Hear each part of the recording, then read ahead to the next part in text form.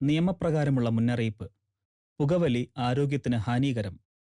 പുകവലി അർബുദത്തിന് കാരണമാകുന്നു. Statutory warning. Smoking is injurious to health.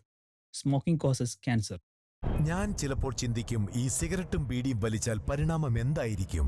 ഇതുമൂലം എനിക്ക് സ്ട്രോക്ക് ഉണ്ടാകുമോ? അങ്ങനെ സ്വന്തം കുടുംബത്തിന് ഭാരമാകുമോ? ഇതുമൂലം എനിക്ക് ലങ് ക്യാൻസർ ഉണ്ടാകുമോ? ഇതെന്നെ മൗത്ത് ക്യാൻസർ, ഹൃദ്രോഗം, എംഫിസീമ എന്നിവയ്ക്കരികിൽ എത്തിക്കുമോ? അടുത്ത തവണ നിങ്ങൾ സിഗരറ്റോ ബീഡിയോ വലിക്കും മുൻപ് സ്വയം ചോദിക്കൂ, ഈ സിഗരറ്റും ബീഡിയും വലിക്കുന്നതിന്റെ പരിണാമം എന്താകും? ഇന്ന് തന്നെ പുകയില ഉപേക്ഷിക്കൂ. സഹായത്തിനായി 1800-112356 കോൾ ചെയ്യൂ, അല്ലെങ്കിൽ 011229011701 മിസ് കോൾ ചെയ്യൂ. എന്റെ ജീവിതം ഇങ്ങനെ മാറുമെന്ന് ഞാൻ ഒരിക്കലും ഓർത്തില്ല. എല്ലാം എന്ത് നല്ലതായിരുന്നു. ഒരു നല്ല ഭർത്താവ്, 2 ഓമന മക്കൾ. പക്ഷെ പുകയില എല്ലാം മാറ്റിമറിച്ചു. ഇനി ഈ പടരുന്ന ക്യാൻസർ എന്റെ മുഖത്ത് നിന്ന് മുറിച്ചു മാറ്റേണ്ടി വരും. ഒന്നും ഒരിക്കലും പഴയതുപോലാകില്ല. പുകയില എന്റെ ജീവിതം നശിപ്പിച്ചു. ഖെയ്നി, ഗുഡ്ക, പുകയില, ജർദ, പാൻ മസാല അവ നിങ്ങളുടെ ജീവിതം താറുമാറാക്കും.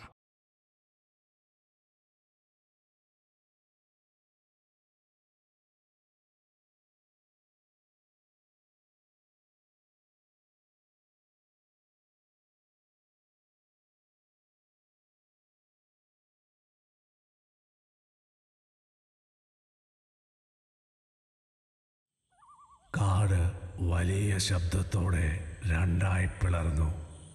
മനുഷ്യർ 2ആയി ചേരിതിരിഞ്ഞു. മണ്ണിനു വേണ്ടി പലരും പരസ്പരം അടക്കം പറഞ്ഞു തുടങ്ങി.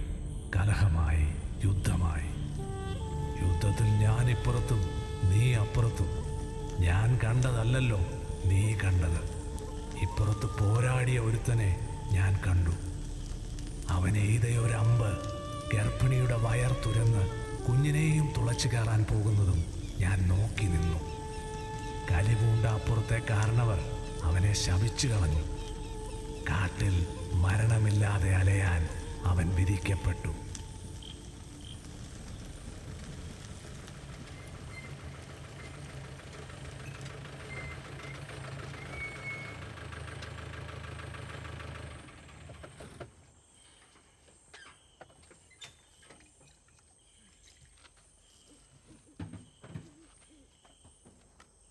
ആ സാധനങ്ങളൊക്കെ ഒന്ന് ഇറക്കി വെച്ചേക്കിട്ടോ.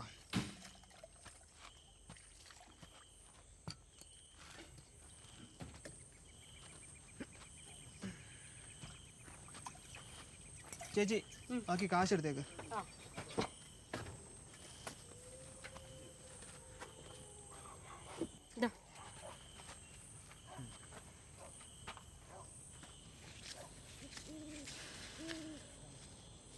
ഇതെന്താ ചേച്ചി ഇത്?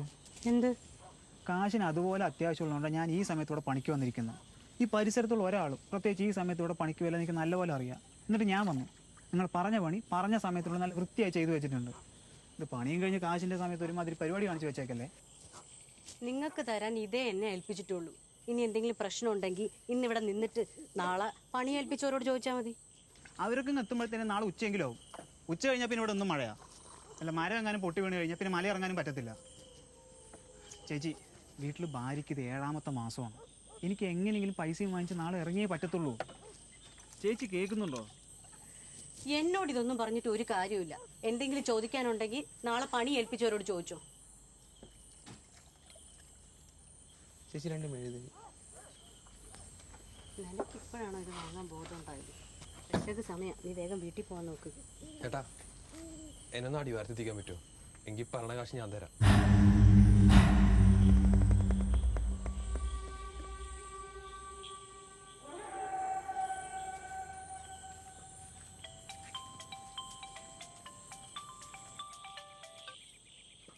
ഹലോ. ആ ഗൗരി, നിനക്ക് കുഴപ്പമൊന്നുമില്ലല്ലോ അല്ലേ?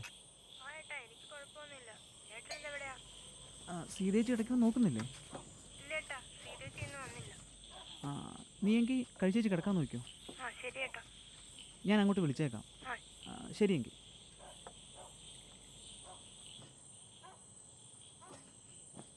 ഈ കാട്ടിക്കൂടുള്ള വഴിയിലൂടെ നിങ്ങളെ പറഞ്ഞ സ്ഥലത്ത് ഞാൻ എത്തിക്കാം. ഇരട്ടി കാശ് തരണം. അതും പോകുന്നതിന് മുന്നേ കിട്ടണം.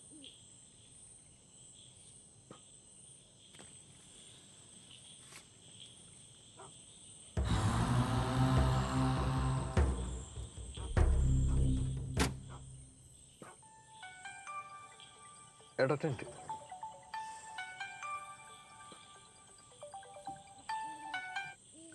സഹിയുടെ പറയും ഞാൻ മല ഇറങ്ങാൻ പോകും സഹിച്ചേട്ടാ.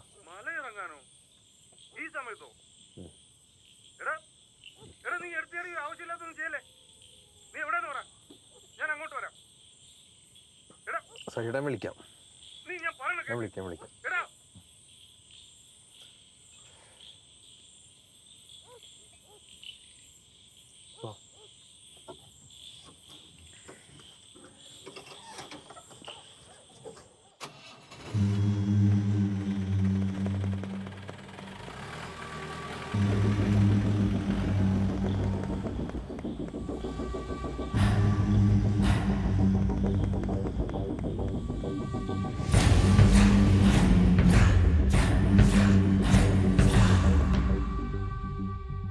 എൻ്റെ സാറേ ഇനിയെങ്കിലും ശ്വാസം വേണം.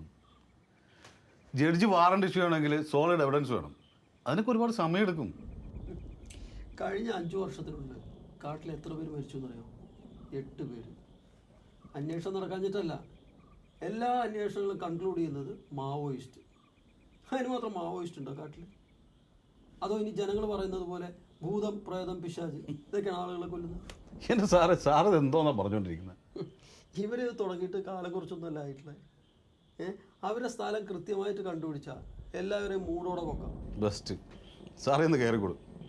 എന്നെ സാറിന് വേറെ ജോലിയൊന്നുമില്ലേ? അതെ, ഇതുവരെ പറഞ്ഞ പോലെയൊന്നുമല്ല. ഇത്തവണ ഞാൻ അവരെ പൊക്കിയിരിക്കും. സ്ഥലം പറഞ്ഞുതരാൻ നമുക്ക് ആളുണ്ട്. ആണോ? അതാരെ? അതൊക്കെ വഴി അറിഞ്ഞോളൂ. എൻ്റെ സാറിന് ഇത്രയും എക്സ്പീരിയൻസ് ഉണ്ടെന്ന് പറഞ്ഞിട്ട് ഒരു കാര്യമില്ല. സാറിന് ഇപ്പോഴും കാര്യങ്ങൾ മനസ്സിലാവുന്നില്ല. സാറേ, ആ ചെറുക്കന് സാറ് മാത്രമല്ലേ ഉള്ളൂ. സാറ് ഈ നാട്ടുകാരുടെ കാര്യം മുഴുവൻ അന്വേഷിക്കാൻ നടക്കുന്ന സമയത്ത് അവൻ്റെ കാര്യം നോക്കി മുമ്പോട്ട് പോയപ്പോയി. സ്വന്തം കാര്യം, ഈ ആറ്റിറ്റ്യൂഡ് കാരണമാണ് ഇവന്മാരൊക്കെ ഇതുപോലെ വളരുന്നത്. സർക്കാർ നമുക്ക് ശമ്പളം തരുന്നുണ്ട്. സാറിൻ്റെ അടുത്ത് പറഞ്ഞിട്ട് കാര്യമൊന്നുമില്ല. സാറിൻ്റെ ഇഷ്ടം പോലെ ചെയ്തു. നല്ല ഇടി ഉണ്ടെന്ന് തോന്നുന്നു. മഴയും വരുന്നുണ്ട്. എന്നാൽ പിന്നെ ഞാൻ ഇറങ്ങട്ടെ സാറേ? ശരി സാർ. Okay sir.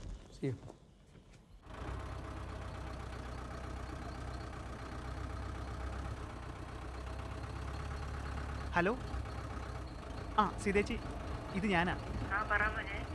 ഇന്നൊന്ന് അവിടെ ചെന്ന് കിടക്കാവോ? ഞാനങ്ങ് എത്താൻ ഇച്ചിരി താമസം. ആ ശരി.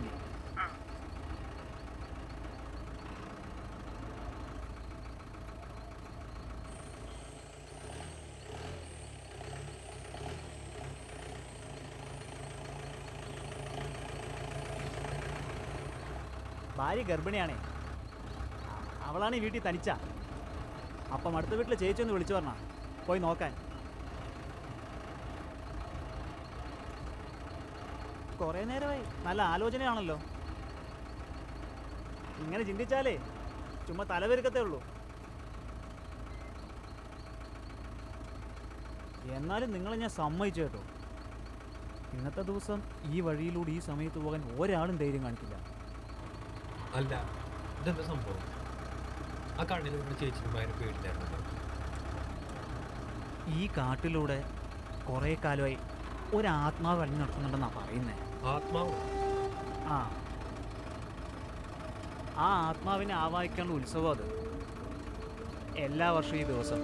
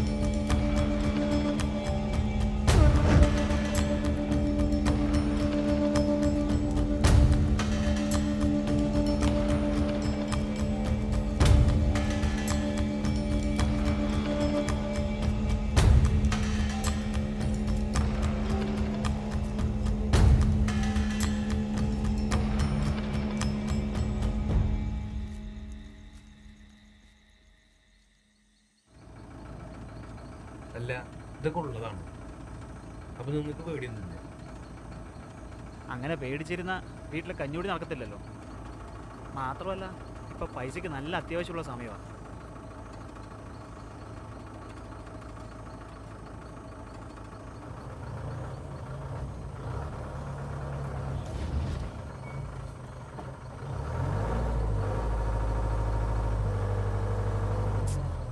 എന്ത് പറ്റി?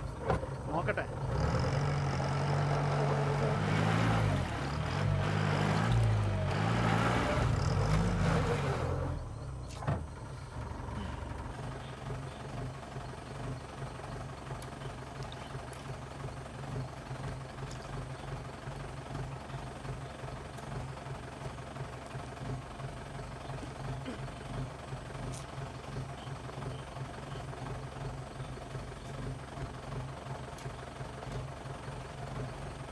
അതെ, ഒന്ന് തള്ളേണ്ടി വരും.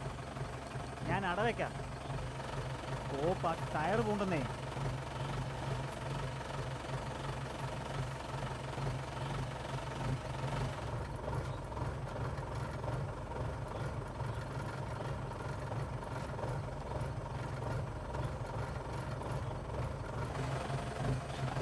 അതെ, ഒന്ന് ഇറങ്ങാവോ?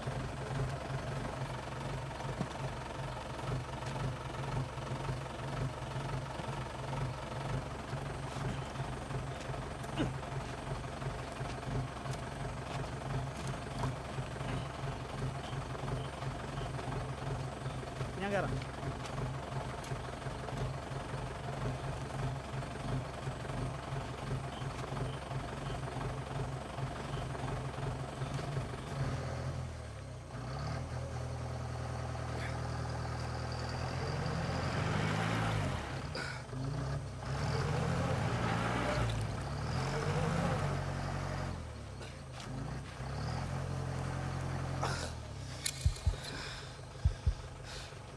ഒന്ന് ആഞ്ഞ് തള്ളിക്കേ.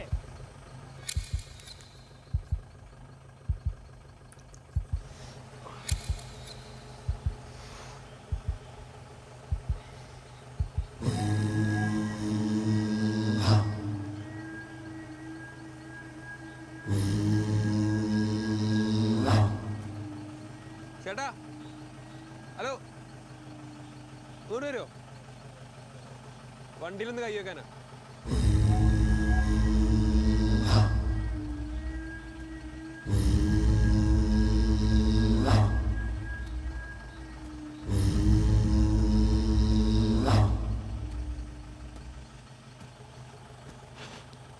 ചേട്ടാ, വണ്ടി ഒന്ന് തള്ളാണ്.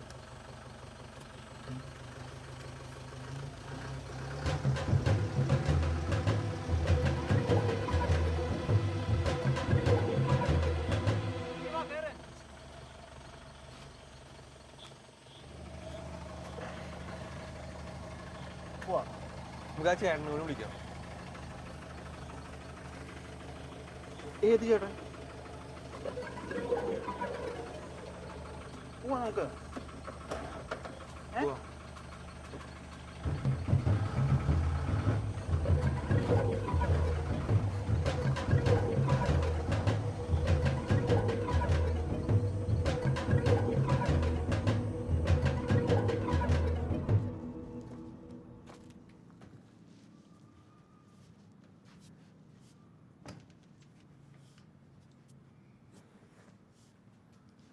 ഇന്നലെ നീ എന്തായിരുന്നു പരിപാടി?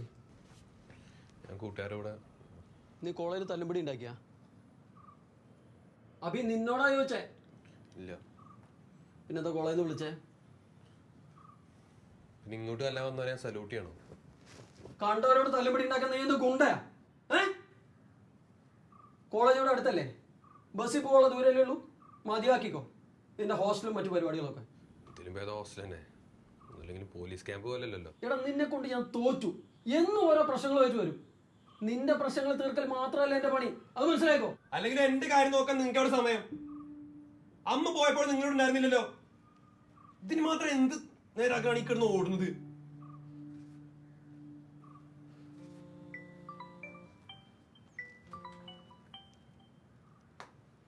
ഹലോ, ആ പറഞ്ഞോ, കുഴപ്പമില്ല. എന്തായി കാര്യങ്ങള്? അയാളെ സമ്മതിക്കുന്നില്ലെങ്കിൽ വേണ്ട, വേറെ സീനിയർ ഓഫീസേഴ്സ് ഇല്ലേ, എനിക്കറിയാം എന്താ വേണ്ടത്.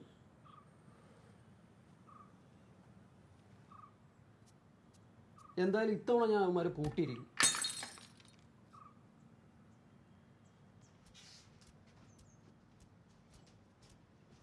ഞാൻ വിളിക്കാമേ.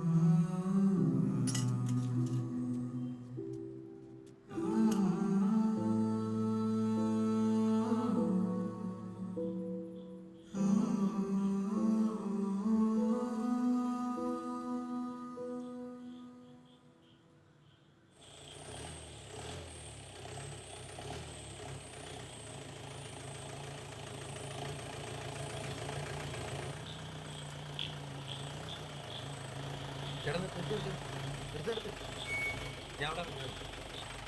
ഇവിടെ ഇറങ്ങണോ? അല്ല ഇവിടെ ഇറങ്ങിയിട്ട് ചേട്ടൻ പൊക്കോ. അവിടെ ആരെ കാണാനാ? ചേട്ടൻ പൊക്കോ ചേട്ടാ.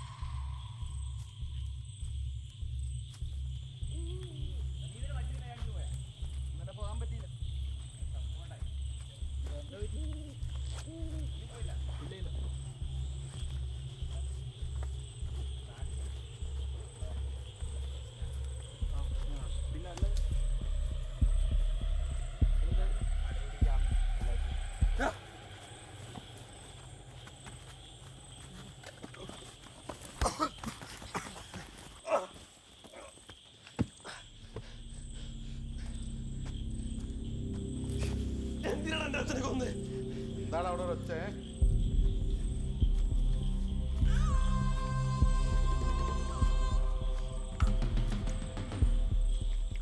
ഇവനോ? നിനക്ക് എത്ര പറഞ്ഞാലും എടാ, നിന്നടക്ക് 1000 വട്ടം പറഞ്ഞിട്ടുണ്ട് ആവശ്യമില്ലാത്ത കാര്യത്തിൽ ഇടപെടല്ലേ. നീയും കേൾക്കൂല, നിന്റെ തന്തയും കേൾക്കൂല. നിനക്കൊക്കെ എന്താ പറഞ്ഞു മനസ്സിലാവത്തും?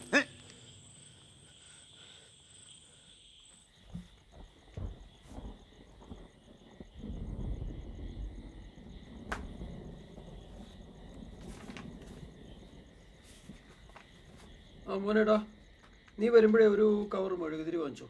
ഇവിടെ കറണ്ട് പോയി, ഉള്ളത് തീരാറായി കേട്ടോ. ശരി, ഓക്കെ.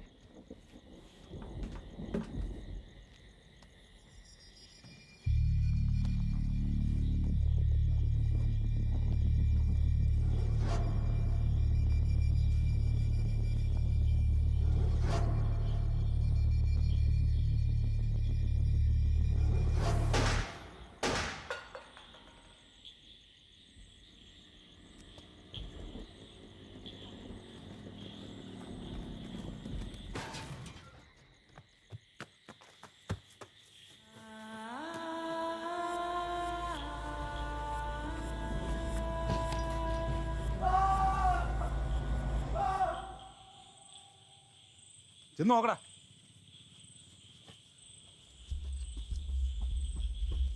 ആദ്യം നിന്റെ തന്തയോട് അറിയുന്ന ഭാഷയിലൊക്കെ പറഞ്ഞു, അവന് മനസ്സിലായി. പിന്നെ ഭീഷണിപ്പെടുത്തി നോക്കി, അപ്പോഴെങ്കിലും മനസ്സിലാവുന്ന വിചാരിച്ചു. അപ്പോഴും കേട്ടില്ല. പിന്നെന്ത് ചെയ്യാൻ? അവൻ തേടി ഇറന്നവരുടെ കൂട്ടത്ത് അവനെയും പറഞ്ഞു. എല്ലാം കഴിഞ്ഞ് സമാധാനപ്പെട്ടിരിക്കുമ്പോഴാണ് നിന്റെ വരവ്.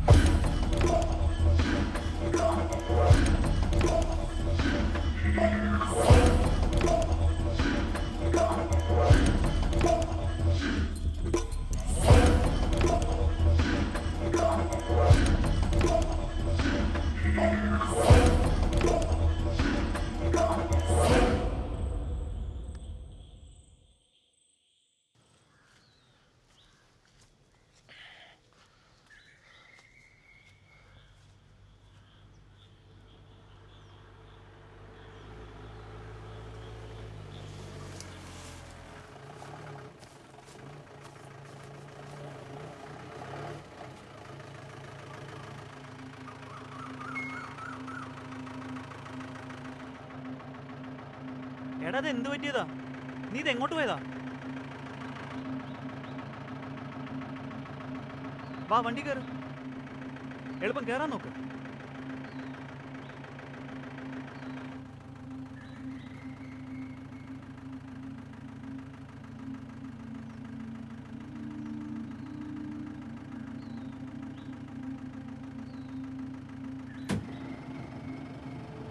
എടാ നിനക്കാരെങ്കിലും വിളിച്ചു പറയാനുണ്ടോ?